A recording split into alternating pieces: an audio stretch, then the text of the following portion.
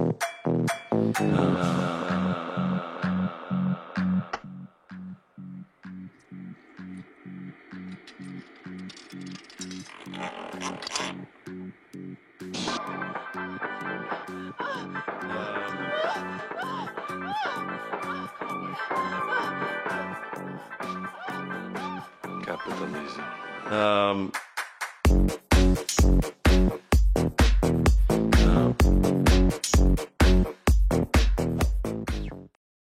Aujourd'hui, avec Édouard de la chaîne des économistes et des hommes, on va essayer de te faire construire un modèle macroéconomique, un modèle permettant de comprendre le fonctionnement global d'une économie capitaliste. Eh ben c'est qui ça, Édouard? Bonjour, c'est moi. J'ai créé il y a quelques mois une chaîne YouTube sur l'économie, dans laquelle je parle notamment de théories économiques alternatives à la théorie économique standard. N'hésitez pas à aller y faire un tour. Ok, salut, bienvenue. Et du coup, vous voulez me faire construire un modèle macroéconomique? Je sais pas si je suis à la hauteur, hein. Et puis surtout, pourquoi faire? L'idée, c'est de comprendre comment les premiers économistes ont raisonné pour essayer d'expliquer la mécanique du monde capitaliste et d'en découvrir ses lois. On voudrait que tu te mettes à la place de ces penseurs et que, comme eux, tu partes de zéro. Le meilleur moyen d'y arriver, c'est de construire un modèle de l'économie et de regarder comment il tourne. Ouais, mais moi j'y connais rien en construction de modèle. Et puis une économie capitaliste, c'est quand même un machin ultra complexe. Si vous me guidez pas un minimum pour commencer, je pense qu'on va pas s'en sortir. Effectivement, on va pas chercher à construire un modèle trop complexe. On reste sur de la vulgarisation. Mais tu vas voir qu'on peut déjà dire beaucoup de choses en étudiant simplement quelques acteurs. Prenons par exemple les salariés d'une unique entreprise dont le patron en est également le propriétaire. Ton but, c'est de construire un modèle qui montre comment tout ce petit monde interagit dans le cadre de la production de richesse. D'accord, alors je dirais les employés fabriquent des trucs et le patron leur verse un salaire en échange. Les employés utilisent ce salaire pour consommer une partie de la production et le patron se garde ce qui reste pour lui. Ok, et pour rendre ça plus concret, tu prendrais une entreprise qui produit quoi? Eh ben, ça pourrait être... Et pourquoi pas une ferme qui produise des papayes? Alors, ça aurait pas été mon premier choix, mais va pour les papayes. Maintenant, il faut faire tourner ton modèle avec un petit exemple numérique. Combien de papayes produites, à quel prix, le niveau des salaires, etc. Essaye de faire simple. D'accord, simplicité. Alors on va dire qu'il y a 8 employés dans la ferme qui récoltent 10 papayes chacun. Parfait, tu introduis ici la notion de productivité. Cela aboutit donc à une production totale de 80 papayes. Ouais, je sais compter, merci. Et je vais dire que chaque papaye vaut 1 euro et disons que chaque employé reçoit un salaire de 8 euros. Ok, donc ça fait 64 euros de salaire en tout. Eh les gars, je peux me concentrer 2 minutes? Du coup, j'ai les employés qui consomment avec leur salaire 64 papayes et le fermier se garde 16 papayes pour lui. 16 papayes qui correspondent au profit du fermier qui est aussi, je le rappelle, le propriétaire de l'entreprise. Ce sont donc ici des papayes dividendes en quelque sorte. Ah ouais, ok, ce qui reste pour le fermier, ce sont les profits. Allez, c'est logique.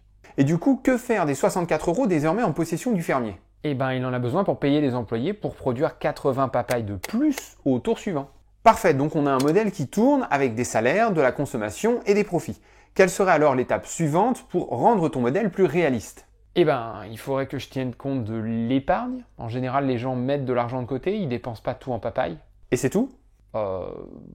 Il faudra que tu rajoutes l'État, qui propose des services et collecte des impôts. Il va aussi falloir insérer d'autres entreprises pour modéliser la compétition et l'investissement, ainsi qu'un système bancaire afin de collecter l'épargne et de réaliser des prêts. Et puis il faut aussi penser à la modélisation du chômage, au rôle du progrès technique, réfléchir à l'inflation. Bref, il y a du boulot. Ah ouais, non mais là ça va vite devenir le bordel, hein. Je croyais qu'on devait faire un modèle simple. Oui, t'inquiète pas, on va pas aller aussi loin dans le détail. En revanche, les premiers économistes, eux, savaient qu'ils allaient devoir ajouter tous ces acteurs. Du coup, ils ont cherché à simplifier au maximum leur premier modèle avant d'y ajouter de la complexité. D'où la question, est-ce qu'on ne pourrait pas simplifier un peu ton modèle de base? Il est quand même déjà hyper simple, il n'y a qu'une seule entreprise. Comment je pourrais le simplifier davantage? On pourrait dire par exemple qu'au lieu de considérer que les employés soient payés en monnaie, ils soient payés directement en papaye. De toute manière, ils ne peuvent cacher des papayes avec leur salaire, alors à quoi bon s'embarrasser avec de la monnaie? Mais il épargne là-dedans. Mais l'épargne ne peut servir qu'à acheter des papayes dans le futur, donc autant épargner directement des papayes. Ah ouais, c'est pas con ça. Ça veut dire qu'au lieu d'avoir le fermier qui verse 8 euros à ses employés, qui ensuite s'en servent pour acheter les papayes, on va supposer qu'ils reçoivent directement 8 papayes en guise de salaire. Et effectivement, ça paraît plus simple. Se débarrasser de la monnaie va nous permettre de comprendre précisément ce qui se passe dans l'économie réelle, sans être gêné par les transactions monétaires qui risquent de brouiller la lecture de notre modèle. Car la monnaie, ce n'est finalement qu'un simple moyen d'échange. Ce qui compte vraiment, c'est ce qu'on échange avec. Et oui, petit exemple. Si le prix des papayes doublait dans cette économie pour passer de 1 à 2 euros, et que les salaires doublaient aussi pour passer de 8 à 16 euros, il n'y aurait au final aucune différence, Les employés pourraient toujours consommer 8 papayes chacun, et le fermier aurait ses 16 papayes de profit. Ouais, ok, je vois. Si on avait continué de raisonner avec la monnaie, on aurait pu penser que quand les salaires doublent, le pouvoir d'achat des employés double aussi. En fait, sans monnaie, on voit bien que c'est le nombre de papayes qui limite le pouvoir d'achat des employés, quoi. Et voilà, donc la monnaie trouble le raisonnement plus qu'autre chose. Et le complexifie. Ok, donc on est d'accord, on vire la monnaie. Au passage, c'est un peu un raisonnement comme celui-là qu'ont utilisé la plupart des économistes tout au long du XIXe siècle. Et encore aujourd'hui, la plupart des modèles utilisés par les économistes standards fonctionnent sans monnaie. Gérard Debreu, le prix Nobel d'économie 1983, dont les travaux constituent la pierre angulaire de la théorie économique standard moderne, écrit ainsi en parlant de son modèle dans l'un de ses principaux ouvrages. Aucune théorie de la monnaie n'est offerte ici, et l'on suppose que l'économie fonctionne sans l'aide d'un bien servant de moyen d'échange. Bon, si les prix Nobel raisonnent ainsi, c'est qu'on doit être sur le bon chemin. Est-ce que tu peux refaire tourner ton modèle sans monnaie? Eh ben c'est facile, les employés travaillent dans le champ, ils produisent 80 papayes, en reçoivent 64 en guise de salaire, le fermier garde les 16 papayes restantes, c'est son profit. Maintenant, on va rajouter une banque dans laquelle le fermier, parce qu'il a de quoi faire avec des papayes issues de récoltes précédentes, va déposer sur un compte ses 16 papayes de profit. On va également considérer qu'un nouveau fermier arrive sur l'île avec 2 autres personnes qu'il va employer comme défricheurs afin de créer un nouveau champ de papaye. Nouveau champ qui, attention c'est important, ne pourra pas produire tout de suite de papaye. Une fois défriché, il faudra attendre un tour de plus pour pouvoir espérer une récolte. Le problème qui se pose est donc le suivant. Puisque le champ ne produira pas de papaye ce tour-ci, comment le fermier va-t-il pouvoir payer les défricheurs?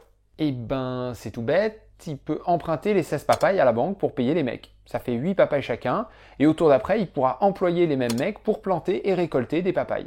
Si on garde la même productivité, ça fait 20 papayes produites, 16 qui partent en salaire, 4 de profit. Bon, du coup, il faudra 4 tours pour rembourser totalement la dette, mais ça me paraît pas débile. Ça a l'air de marcher, non? Ouais, c'est bien vu. Bravo. Alors est-ce que déjà à ce stade, on pourrait tirer quelques conclusions de ton petit modèle? Ah, des conclusions. Par exemple, qu'est-ce qu'on peut dire sur la relation entre les salaires et les profits? Alors oui, là ça me semble assez facile. Dans mon modèle, les profits correspondent à la production moins les salaires. Dans la première ferme, il y a eu une production de 80 papayes, des salaires versés de 64, et donc des profits qui correspondent à la différence entre les deux, 16, ça me paraît logique. Et si les salaires étaient de 7 papayes au lieu de 8, comment les profits seraient-ils impactés? Eh bien ça fait 7 x 8, 56 papayes versées, donc 80 moins 56 égale 24 papayes de profit pour le fermier. Ok, donc première conclusion, profit égale production moins salaire. Si on baisse les salaires sans toucher à la production, on augmente les profits. Est-ce que tu vois d'autres lois extrapolées? Eh bien là, comme ça, pas vraiment. Et si tu regardais du côté de la relation entre épargne et investissement? Ok, alors l'épargne est de 16 papayes, c'est l'argent placé par le fermier à sa banque, et l'investissement est de 16 papayes aussi, c'est l'argent emprunté par le gars qui cherche à défricher son champ. Donc, on a l'air d'avoir épargne égale investissement? Oui, mais c'est l'épargne qui génère l'investissement ou l'investissement qui génère l'épargne? Là, c'est clairement parce que le premier propriétaire a épargné des papayes que le second a pu les emprunter. Donc c'est l'épargne qui génère l'investissement. Sans épargne, pas d'investissement. Donc, deuxième conclusion, les dépôts bancaires qui forment l'épargne sont très importants puisque ce sont eux qui permettent l'investissement. Allez, troisième conclusion maintenant. Est-ce que dans ton modèle, ce sont les dépôts bancaires qui font les crédits ou les crédits qui font les dépôts?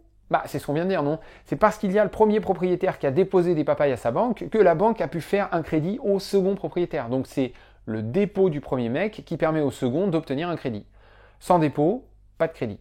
Donc conclusion numéro 3, ce sont les dépôts qui font les crédits. Attends, mais du coup, tu me rabâches depuis toujours que les banques créent la monnaie. On ne devrait pas tomber sur l'inverse normalement, les crédits font les dépôts? Visiblement, dans un modèle sans monnaie, ce n'est pas comme ça que ça marche. Mais on va y revenir. En attendant, j'aurais bien aimé comprendre comment est-ce qu'il pourrait y avoir du chômage dans ton modèle. Oula, du chômage. Alors, non, je ne sais pas par où commencer là. Je te donne un indice. Salaire trop élevé. Ah ok. Si un des employés demande par exemple un salaire de 11 papayes, dans ce cas, les fermiers ne voudront pas l'embaucher parce que l'employé coûterait 11 papayes mais ne leur en rapporterait que 10.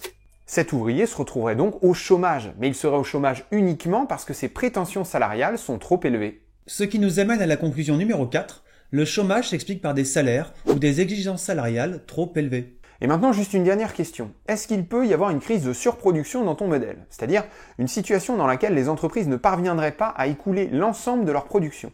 Une situation dans laquelle des papayes ne serviraient à rien. Non, les papayes servent soit de salaire, soit de profit. Donc toutes les papayes servent toujours à quelque chose. Ainsi, les fermes ne peuvent jamais se retrouver avec des papayes invendus sur les bras. Toute la production est toujours utilisée. Ce sera notre 5e conclusion. Une crise de surproduction est impossible dans cette économie. Eh bien, figure-toi qu'avec ces 5 conclusions, on a retrouvé les 5 propriétés caractéristiques d'une économie de troc, et qui sont aussi caractéristiques de la théorie économique standard, vu que, comme on l'a vu précédemment, elle décrit le fonctionnement d'une économie sans monnaie. C'est marrant parce que je pense que je vous vois venir avec vos gros sabots là. Si j'ajoute de la monnaie, ça va pas fonctionner pareil. Mais j'arrive pas à voir comment. On aura juste des mecs payés en monnaie qui consommeront autant que si on leur avait donné directement des papayes. Eh bien, pas si sûr. Voyons voir un peu ce qui se passe si on reprend le même modèle et qu'on y ajoute de la monnaie. Ok. Donc ça veut dire qu'il faut tout reprendre depuis le début là. Ah oui, pas le choix. On repart de zéro. On a donc un fermier qui souhaite recruter des employés afin d'exploiter son champ de papaye. Le problème, c'est que le fermier n'aura accès à des euros qu'une fois qu'il aura vendu ses papayes. Sauf que les papayes doivent être vendues aux employés qui comptent sur un salaire pour pouvoir les acheter. Salaire qui ne peut pas être payé par le fermier puisqu'il n'a pas de monnaie. Ah ouais, donc sans monnaie, on peut même pas démarrer quoi. D'où le rôle de la création monétaire ex nihilo. Il faut des institutions capables de créer la monnaie à partir de rien parce qu'au début, il n'y a rien. Il y a d'ailleurs un adage chez les entrepreneurs qui dit il faut d'abord dépenser de l'argent pour pouvoir ensuite en gagner. Et c'est tout à fait vrai, on ne peut attendre des entreprises qu'elles organisent la création de richesses que si on leur donne d'abord les moyens d'investir. Et c'est là qu'intervient la création monétaire par les banques. Tout à fait. La quasi-totalité de la monnaie qui existe dans notre économie a été créée par les banques à partir de rien, ex nihilo. Les banques créent la monnaie lorsqu'elles accordent des crédits aux entreprises, aux ménages ou à l'État. Puisque la monnaie est créée au moment du prêt, eh bien par symétrie, elle est également détruite au moment du remboursement. Et du coup, si la quantité de monnaie augmente sur une période donnée, c'est que la quantité de crédit accordé dépasse la quantité de crédit remboursé. Pour te rafraîchir les idées, n'hésite pas à aller voir ces vidéos qui expliquent plus en détail cette histoire de création monétaire. Ok, donc pour lancer la machine, le fermier commence par emprunter de la monnaie, c'est ça? Exact. Si on considère que le fermier compte verser un salaire de 8 € à chacun de ses 8 employés, il aura donc besoin de 64 €. Comme il ne les a pas, la seule solution c'est d'emprunter cette somme à la banque. Banque qui ne possède pas non plus ces 64 €, mais qui dans le cadre d'un prêt peut tout à fait les créer. Et ici, il y a un aspect très important. La banque ne crée pas la monnaie n'importe comment et pour n'importe qui. Elle a accepté de prêter 64 € au fermier parce qu'elle pense que son entreprise est rentable et qu'il sera capable de rembourser et de payer des intérêts. Création monétaire ex nihilo à partir de rien ne veut pas dire création monétaire en échange de rien. Les banques créent de la monnaie en échange d'une promesse de remboursement et d'une promesse de versement d'intérêts. D'accord, alors j'ai mon fermier qui emprunte 64 € à la banque pour payer chacun de ses employés un salaire de 8 €, moyennant une production totale de 80 papayes. Pour respecter la même logique que dans le modèle sans monnaie, on va dire que chaque papaye vaut 1 €, comme ça chaque employé peut consommer 8 papayes, comme tout à l'heure. Ça fait 64 papayes consommées par les employés, et comme 80 papayes ont été produites en tout, le fermier pourra disposer de ces 16 papayes de profit restantes, comme tout à l'heure. Oui, mais non, parce qu'on est maintenant dans une économie monétaire. Donc même s'il n'y a que des papayes à consommer, on voit mal le propriétaire d'une entreprise se rémunérer en nature. Les actionnaires de Renault par exemple ne veulent pas être payés en voiture, mais en euros. Donc désormais ce que souhaite gagner le fermier, c'est de l'argent. Ah oui, effectivement, ça paraît logique. Sauf que je vois pas trop comment il peut faire pour gagner de l'argent là. Il peut pas gagner plus que les 64 € qu'il a dépensés. Eh ben tu vas voir que si, mais il faut d'abord avancer un peu dans l'histoire. Intéresse-toi au nouveau fermier qui arrive sur l'île avec ses 2 défricheurs. Que va-t-il faire? D'accord, donc le nouveau fermier empruntait 16 papayes pour payer les défricheurs. Du coup là, à 1 € la papaye, il va emprunter 16 €. 16 € qui vont venir de la création monétaire, c'est bon, j'ai compris. Il les emprunte à la banque qui les crée à partir de rien, ex nihilo. Du coup, on se retrouve avec un fermier de plus qui est endetté, sauf que pour lui, c'est juste 16 €. Je précise au passage que les dettes des 2 fermiers aboutiront à la destruction de la monnaie quand elles seront remboursées. Ok, revenons-en aux défricheurs. Que vont-ils faire avec leur salaire? Bah, ils vont devoir acheter les papayes avec, sauf que pour le moment, je vois pas bien où ils vont les trouver. Le champ vient juste d'être défriché, il y a encore rien qu'à pousser dedans. Oui, mais il y a 16 papayes non consommées dans la première ferme. Les 2 défricheurs peuvent donc les acheter avec leur salaire. Ah bah oui, je les avais oubliées celles-là. Ah bah dis donc, c'est nickel, ça tombe pile 16 € de papaye à vendre. Du coup, toute la production du premier fermier est vendue. Et quel est le profit de ce fermier du coup? Eh ben donc au total, il a gagné 80 € grâce aux ventes de papaye, mais il faut garder 64 € pour les salaires du tour d'après. Ou alors non, il faut rembourser la banque des 64 €? Les deux sont justes. On pourrait continuer de faire tourner le modèle avec un remboursement échelonné sur plusieurs tours et un fermier qui emprunte la différence à la banque pour les salaires. Mais ici, partons sur un remboursement total, ce sera plus facile. Ok, donc 64 € pour la banque, destruction de cette monnaie, mais alors du coup, il y a un truc qui cloche, non? On n'avait pas dit qu'elle devait toucher un intérêt sur son prêt, la banque? Alors tu as raison, mais pour simplifier, on va considérer que cet intérêt est nul, et donc que le fermier n'a que 64 € à rembourser. C'est un peu comme dans l'économie de troc, où on avait considéré que le premier fermier prêtait ses 16 papayes au second sans intérêt. On pourrait tout à fait rajouter les intérêts, mais il faudrait rajouter un banquier qui dépense les intérêts qu'il touche en achetant des papayes, ça complexifierait le modèle sans changer grand-chose, donc on évite. Ok, donc le gars rembourse les 64 € qu'il avait empruntés, et du coup il lui reste 80 moins 64, 16 € qui font ses profits. Oui, et que va-t-il faire avec ses profits? Eh ben, si on raisonne comme dans l'économie de troc, il va les placer intégralement à la banque. Donc les 16 € s'en vont sur un compte à la banque. Très bien, c'est le moment de comparer nos deux économies. Ok, alors résumons ce qui s'est passé. Dans l'économie de troc, les employés du premier fermier et les défricheurs du second ont consommé 8 papayes chacun, qu'ils ont reçus directement comme salaire. Dans l'économie monétaire, ils ont aussi consommé 8 papayes grâce cette fois aux 8 € de salaire qu'ils ont reçus. Ensuite, dans l'économie de troc, le premier fermier a placé 16 papayes à sa banque. Et dans l'économie monétaire, il a placé 16 €, ce qui a priori revient au même, puisqu'une papaye vaut 1 €. Enfin, dans l'économie de troc, le second fermier a emprunté 16 papayes à la banque, qu'il devra rembourser par la suite. Et dans l'économie monétaire, il a emprunté 16 €, qu'il faudra aussi rembourser. La seule différence a priori, c'est que dans l'économie monétaire, on a été obligé d'emprunter 64 € au début pour créer la monnaie et payer les salaires des employés. Cela dit, cet emprunt a bien été remboursé. Alors, où est-ce qu'on a merdé du coup? Parce que là, j'ai comme l'impression qu'on a 2 fois la même économie en fait. Toutes les conclusions sont les mêmes. Le fait qu'elle soit devenue monétaire n'a absolument rien changé. En apparence, oui, mais est-ce qu'on est bien sûr que les 5 règles qu'on avait établies pour une économie de troc s'appliquent toujours à une économie monétaire? Commençons par la formation du profit. Tout à l'heure, on avait vu que profit égale production moins salaire. Moins de salaire à production identique égale plus de profit. Est-ce que c'est toujours vrai ici? Par exemple, considère que pour une production de papaye identique, les salaires ne soient plus de 8 € mais de 7 €. Est-ce que le premier fermier va faire plus de profit? Ok, alors, 7 € de salaire fois 8 employés, ça fait 56 € au lieu des 64 de tout à l'heure. Les défricheurs reçoivent toujours 16 €, donc niveau consommation, ça fait 56 plus 16 égale 72 €. Tiens, du coup, il reste 8 papayes invendus là. T'inquiète pas pour ça pour le moment, reste sur les profits. Ok, donc le fermier touche 72 € mais rembourse 56, donc il lui reste 16 €. Ah merde, c'est toujours le même profit. Du coup, j'ai fait une erreur de calcul là? Non, en fait, c'est logique. Car dans une économie monétaire, l'argent que dépensent les employés vient des salaires. Donc si les entreprises la renversent moins, les employés dépensent moins, du coup les entreprises vendent moins de marchandises, et plutôt qu'une hausse des profits, elles se retrouvent avec du stock invendu. Ah ouais, c'est logique en fait. Mais j'y aurais pas pensé. Donc l'équation profit égale production moins salaire ne semble pas s'appliquer. Ce qui pose la question suivante. Quelle est la bonne équation qui permet de définir les profits? D'où viennent les 16 € de profit du premier fermier? Ok, bon, ça vient pas des salaires des employés de la ferme, ça c'est sûr, parce que tu récupères juste ce que tu as dépensé. Donc les profits viennent de la consommation des défricheurs. Ce qui veut dire que les profits viennent des salaires des employés des autres entreprises? Alors, ton raisonnement est le bon, mais non, on ne peut pas dire que les profits viennent directement des salaires. Il faut remonter un peu plus la chaîne jusqu'à l'emprunt de 16 € par le second fermier. En fait, ces 16 € n'ont pas servi à produire des papayes, mais à défricher un champ pour en produire dans le futur. Ce type de dépense qui n'augmente pas directement la production, mais permettra de l'augmenter dans le futur, c'est ce qu'on appelle en économie une dépense un investissement. Ah, j'avoue, j'aurais pu le trouver là. Donc ici, c'est parce que le second fermier a investi 16 € et parce que ces 16 € n'ont pas immédiatement permis une production de papaye que le premier fermier a pu en profiter. On a donc la relation suivante, profit égale investissement. Et pour t'en convaincre, considère le cas où le second fermier embauche non pas 2, mais un seul défricheur pour défricher un champ plus petit. Et oui, je crois que je vois. Création de 8 € par la banque, paiement du défricheur, ajouté au salaire des employés de la première ferme, ça fait une consommation de 8 plus 64 égale 72 €. Ensuite, remboursement des 64 € à la banque par le fermier numéro 1, il lui reste plus que 8 € de profit. Et encore 8 papayes invendus sur les bras. Ok. Moins d'investissement égale moins de profit pour le premier fermier. C'est ouf quand même. Oui, et le fait que les investissements fassent les profits est une règle qui a été mise en évidence par un économiste qui s'appelle Kalecki. Et du coup, on parle de loi des profits de Kalecki.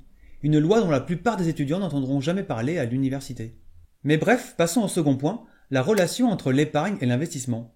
Tout à l'heure, on avait vu que c'était parce que le premier fermier avait épargné des papayes que le second avait pu en emprunter et investir. Donc c'était l'épargne qui générait l'investissement. Est-ce que c'est toujours le cas ici? Ah bah non du coup. Avant, il y avait d'abord le profit par le premier fermier, donc épargne, donc investissement possible par le deuxième fermier, alors qu'ici ça va dans l'autre sens. N'empêche qu'on voit bien que comme tout à l'heure, il y a 16 €, soit l'équivalent de 16 papayes, sur un compte à la banque. Donc est-ce que tu ne veux pas vérifier ton affirmation par un exemple, histoire d'être sûr? Ouais, si tu veux, mais c'est assez évident. On peut reprendre le même exemple qu'à l'instant. Mettons que le fermier numéro 2 emprunte 8 euros pour payer qu'un seul défricheur au lieu de deux. Comme on l'a vu, ça fait 8 euros de profit pour le fermier numéro 1. Donc 8 euros de dépôt à la banque. Donc je confirme, la causalité va dans l'autre sens. L'investissement permet l'épargne. Et oui, ici les investissements du second fermier ont généré les profits du premier qui ont pu être épargnés. Ce sont donc bien les investissements qui font l'épargne, contrairement à l'économie de troc où c'était l'inverse, l'épargne qui faisait l'investissement. Oui, et on pourrait faire le même raisonnement pour les crédits et les dépôts. Dans l'économie de troc, c'est le dépôt de papaye du premier fermier qui a permis à la banque de les prêter au second. Mais dans notre économie monétaire, c'est parce que le second fermier a emprunté de l'argent à la banque, qu'il l'a créé en conséquence, que le premier fermier a pu réaliser des profits et déposer de l'argent à sa banque. Sans crédit bancaire, pas de création monétaire, donc pas de monnaie ni de dépôt. Dans une économie monétaire, ce sont bien les crédits qui font les dépôts. Ah, c'est quand même fou votre truc, hein. Tout s'inverse par le simple fait d'intégrer la monnaie dans le raisonnement. Bon, quatrième point maintenant, on avait vu que dans une économie de troc, la surproduction était impossible. Toutes les papayes servaient soit de salaire, soit de profit. Est-ce que cela est toujours le cas dans une économie monétaire? Ah bah non du coup. On a déjà vu qu'il pouvait y avoir des papayes invendus dans deux cas. Quand les salaires sont trop bas, si le fermier numéro 1 paye ses employés 7 euros au lieu de 8, ça fait 56 plus 16 de consommation, donc 72 euros. Il reste 8 papayes au fermier. Et l'autre cas, c'est le trop faible investissement. Si le deuxième fermier n'embauche qu'un seul défricheur au lieu de 2, ça fait 64 plus 8 de consommation, donc encore 72 euros. Il reste toujours 8 papayes sur les bras du fermier numéro 1. Exactement. Donc une crise de surproduction devient possible dans une économie monétaire, alors qu'elle ne pouvait pas se produire dans une économie de troc. Ce qui pose la question du chômage. Certes, comme dans l'économie de troc, si un employé de la ferme numéro 1 demande un salaire de 11 euros alors qu'il ne produit que 10 papayes valant 1 euro chacune, le fermier refusera de l'embaucher. Les salaires trop élevés peuvent donc ici aussi engendrer du chômage. Mais il y a une explication de plus. Mets-toi à la place du fermier qui se retrouve avec 8 papayes invendues sur les bras. Qu'est-ce qu'il va faire au tour suivant? Il va virer du monde. À quoi bon payer des salaires pour des trucs qui se vendent pas? Le fermier va virer un mec pour récolter 8 papayes de moins. Et oui, soit ça, soit proposer du temps partiel. Ok, donc pas assez d'investissement ou pas assez de salaire et bim surproduction, donc licenciement. Licenciements qui n'arrangeront rien, puisque cela provoquera encore moins de consommation au tour prochain. À moins bien sûr que les investissements n'accélèrent pour compenser. Du coup, dans ces conditions, quelle serait selon toi la solution pour régler le problème du chômage? Soit on augmente les salaires, soit on augmente l'investissement. Sauf que je vois pas comment on pourrait forcer les entreprises à investir en fait. Il y a de nombreuses méthodes incitatives, mais quand les entreprises n'ont pas le moral, parce qu'il y a des invendus, c'est vrai qu'il n'est pas facile de leur demander d'augmenter les salaires ou d'investir. C'est pour ça que le rôle de l'État est très important. Il peut investir lui-même en faisant construire des infrastructures, en rénovant des biens publics, etc. Il peut aussi augmenter les aides sociales afin de faire augmenter la consommation. Dans les deux cas, l'objectif est de faire disparaître la situation de surproduction afin que les entreprises se remettent à investir. Est-ce que tu vois un peu le léger changement de point de vue? Dans l'économie de troc, seuls des salaires trop élevés pouvaient expliquer le chômage. Dans cette économie monétaire, cela peut aussi venir d'une situation de surproduction, causée par un manque d'investissement ou par des salaires trop bas. Ah, c'est complètement fou. Ok, résumons un peu ce qu'on a démontré quant aux différentes propriétés de nos deux modèles, avant de passer à la suite. Dans notre économie de troc, les profits s'expliquent par les différences entre la valeur de la production et les salaires versés. L'épargne fait l'investissement, les dépôts font les crédits, le chômage s'explique par des salaires trop élevés et les crises de surproduction sont impossibles. En revanche, dans notre économie monétaire, ce sont les investissements qui font les profits, les investissements qui font l'épargne, les crédits qui font les dépôts. Le chômage peut s'expliquer par des salaires trop élevés, certes, mais à cause des crises de surproduction qui sont désormais possibles, il peut aussi s'expliquer par des salaires trop faibles ou par un manque d'investissement. Alors, attends, parce que du coup j'ai l'impression qu'il y a un truc qui va m'énerver là. Tout à l'heure en début de vidéo, vous m'avez expliqué que les modèles économiques standards étaient des modèles sans monnaie. Oui, la plupart des modèles utilisés par les économistes, notamment dans les grandes institutions internationales, sont des modèles fondamentalement non monétaires. Il n'y a pas dans ces modèles une monnaie qui est créée par les banques en contrepartie d'une dette et qu'il faut ensuite rembourser, ce qui provoque sa destruction. Du coup, ces modèles ont toutes les propriétés d'une économie de troc. D'ailleurs, on en avait parlé dans une des vidéos sur la crise des subprimes quand on cherchait à comprendre pourquoi les grandes institutions supposées surveiller le bon fonctionnement de nos économies n'avaient rien vu venir. Outre le fait que, même avec de bons outils, le timing des crises est presque impossible à anticiper, il n'empêche que sans monnaie, sans même parler de prévoir les crises, les modèles sont incapables de les décrire, ni même de les envisager. Et on comprend pourquoi. Sans une modélisation fidèle du système monétaire et financier, pas d'analyse de la création de la monnaie, de sa circulation, de son utilisation à des fins spéculatives plutôt que productives. Pas possible non plus d'anticiper ou de comprendre que le chômage est lié à une crise de surproduction. Mais je comprends pas là. Du coup, ça veut dire que les économistes qui conseillent les politiques font n'importe quoi. C'est sûr que si tu modélises une économie de troc, tu vas conseiller au gouvernement de stimuler l'épargne pour stimuler l'investissement. Alors que dans une économie monétaire, ça marche pas comme ça. Il faut au contraire plutôt stimuler la consommation et encourager les banques à créer la monnaie nécessaire au financement des investissements. Et toujours en regardant une économie de troc, tu vas conseiller au gouvernement de mettre en place des politiques qui font baisser les salaires afin de faire diminuer le chômage. Alors qu'il se peut très bien que ce chômage soit dû à une histoire de surproduction qui a encouragé les entreprises à licencier et à stopper leurs investissements. Dans ce cas, réduire le chômage voudrait plutôt dire encourager les hausses de salaire, augmenter les aides sociales, augmenter les investissements publics, afin de relancer la consommation. Non, mais alors, donc 2 secondes là. Qu'est-ce que c'est que ce merdier ? Si on sait que les conclusions du modèle de troc sont opposées à celui du modèle avec monnaie, et que notre économie fonctionne avec de la monnaie, pourquoi on n'a pas déjà foutu à la poubelle les modèles de troc ? Il y a beaucoup à dire. D'abord, l'essentiel de la macroéconomie standard repose aujourd'hui sur des hypothèses de base qui ont été formulées il y a plus d'un siècle, à une époque où la plupart des économistes pensaient que la monnaie n'avait pas d'influence sur le fonctionnement des économies.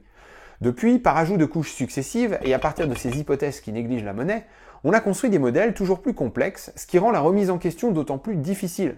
C'est un peu comme si, en pleine construction du 40e étage d'un immeuble, tu t'apercevais qu'il y avait des problèmes au niveau des fondations, et que, pour les corriger, il te faudrait, en plus des fondations, retravailler sur chaque étage de l'immeuble, pour s'assurer de sa cohérence structurelle. Difficile de se lancer dans un travail aussi titanesque, d'autant plus que l'ensemble de l'édifice s'en trouverait profondément modifié. Je rajouterai qu'à l'université, on ne fait que très peu réfléchir les étudiants sur les hypothèses de base des modèles qu'ils étudient. Et ils n'auront en plus que rarement l'occasion de voir de véritables modèles monétaires, comme celui que l'on a construit ici. Ce qui fait que très peu d'étudiants ont conscience du rôle capital que joue la monnaie dans nos économies, et la plupart s'en tiennent alors à l'adage qu'ils s'entendront le plus souvent répéter au cours de leurs études, à savoir que la monnaie est neutre, c'est-à-dire sans influence sur le long terme. Ensuite, une partie de ces étudiants partira en thèse, construire le 41e étage de la tour, et le système se reproduit ainsi sans que ses fondations ne soient modifiées. Et puis, il ne faut pas oublier que le rôle d'un modèle macroéconomique, c'est la prédiction. Même si l'histoire du capitalisme regorge de crises économiques diverses de plus ou moins grande ampleur, et que les modèles standards ne savent absolument pas expliquer, il n'empêche que ces crises sont plutôt ponctuelles, et que, dans l'ensemble, c'est bien la croissance économique qui domine. Le PIB n'arrête pas de croître un peu partout.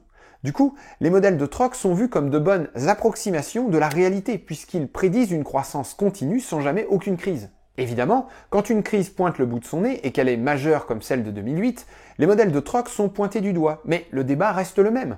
Leurs défenseurs expliquent que les crises sont des événements imprévisibles et rares par nature, et qu'aucun modèle ne peut les prévoir, et leurs contradicteurs rétorquent qu'un modèle qui, sans parler de prévoir, ne peut même pas expliquer le fonctionnement d'une crise est tout simplement trop éloigné de la réalité pour être conservé. Quant aux économistes qui, avant 2008, ont prédit qu'une crise financière pouvait se produire, comme par exemple Steve Keen, c'est vrai qu'ils raisonnaient bien dans des modèles monétaires.